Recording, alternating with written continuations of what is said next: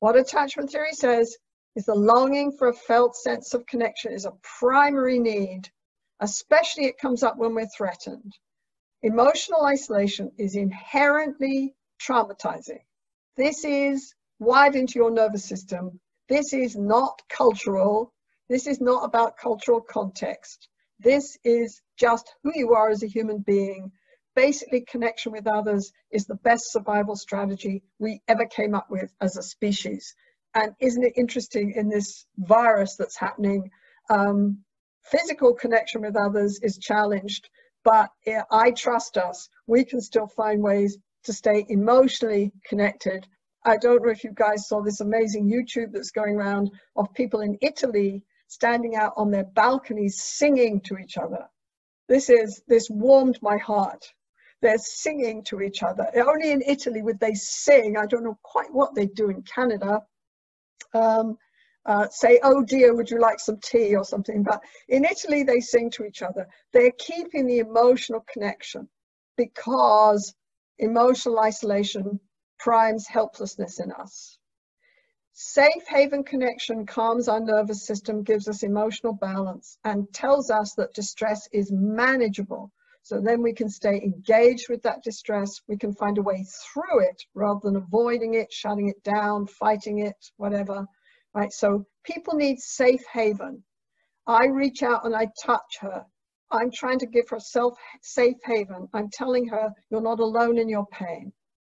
Balance, emotional balance, helps us develop a coherent, positive sense of self where we can look inside, feel our needs, and listen to our needs and know how to get those needs met with other people. That's what it does. We need a felt sense of secure base. When we know that people have our back, when we know that we're not alone in the world, this gives us confidence. Attachment is not just about comfort. Attachment is about growth. People have secure base. It primes a sense of competence, autonomy, effective dependency. It's the little kid who knows that he can cry and mummy will come, who knows that mummy's watching him, who can take the risk to go down the slide and see if he can do it. So the more emotionally connected we are, the more securely attached we are, the more separate and autonomous we can be. This is not an abstract idea, guys. This is not a theory. This has been borne out in thousands of studies, right? So in psychology and in couples therapy and in our interventions, when we put, closeness on one end and autonomy on the other, when we tell people they shouldn't have these dependency needs as adults, we're making a big mistake.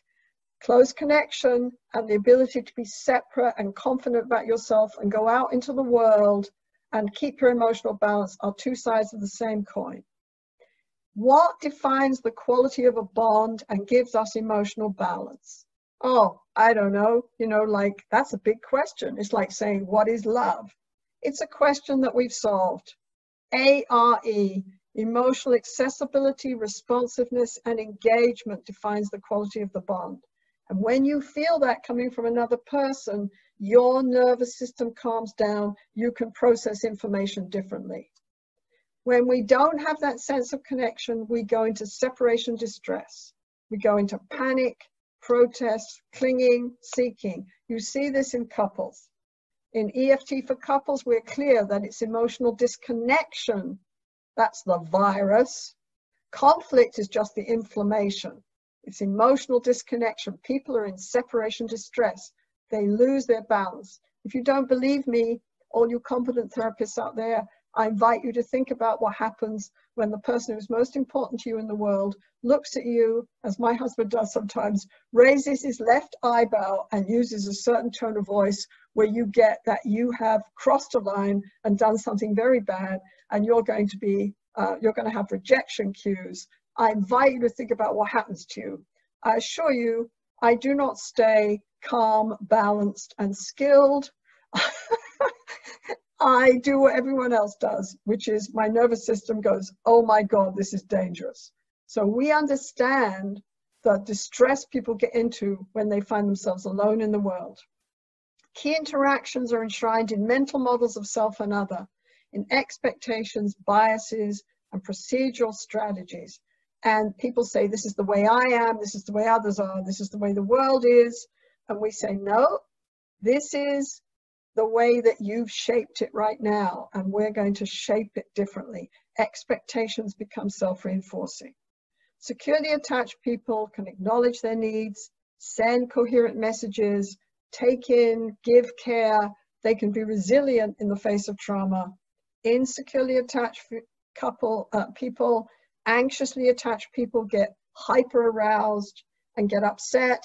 Natalie says, I freak out at work, I freak out, that's why I got fired. I start to yell in meetings. Sometimes she gets anxious, other times she shuts down, she numbs out, right? Anxiously attached people lose their emotional balance. And they want lots of connection with other people, but they don't know how to ask for it and they don't know how to take it in.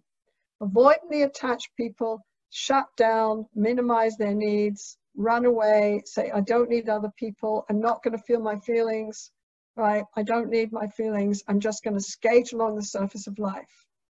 And what we call fearful avoidant, they're trauma survivors, they flip between anxious and avoidant. So you can read the EFT literature and find out all kinds of things about these styles, these strategies for dealing with your emotion, engaging with others, right? The issue is there's nothing wrong with any of them. They can all be useful at times, unless they get rigid, generalized, and put people into a straitjacket, which is most of the clients you see. Insecurity, which is a personality variable, and it's the way a relationship plays out. Insecurity is a risk factor for all problems, all disorders, all mental problems. And the last thing is that as adults, we still have all this going on. However, adult attachment is reciprocal. We care for each other, and it's held in cognitive representations. It's got sexual elements, caretaking elements, but it's held in cognitive representations. You don't need your mother there like you do a little child. You carry your mother in your mind, and that means that we can work with those attachment relationships in therapy. I say, close your eyes, can you see your mother? By the way, you saw me going into pain there. I want to stress that we also use that in a positive way. I'm working with a very traumatized lady right now. And what I did with Heather before I went into her pain, as you saw me doing here, was I asked her if there was anyone ever in her life who ever gave her any kind of support. And she had a very hard time talking to me about that. But finally I said, can you tell me a time when you're growing up, when you felt powerful? And she said, and can't you feel this in your body as I tell you this? She said, yes, I went to the gym and I was good at it. I was good at it. I was the best. I was the best. They thought I'd be a champion. I said, what were you the best at? She said, oh, the balance beam. I said, close your eyes and tell me about the balance beam. She said, oh, I can feel my feet on the beam. I can feel it, they're solid. My feet are on the beam. I know how to find the beam. And I run along the beam, and I know I can do it. And I breathe and I feel 1, 2, 3, and I leap in the air and I can feel it. And I know I'm going to land, and I find the beam again, and I'm solid. And I look up, and my coach's face says to me, good, good, good, you can do this. And we use that image of her coach's face and that balance beam again and again in therapy to take her into a place of balance, a place of calm, a place of competence and worth. So, you know, I don't always go straight into people's pain. I'll use the process you just saw, and I'll stay with creating a positive moment of attachment connection, a positive physical feeling of power and competence as well, right? Because I'm using cognitive representations.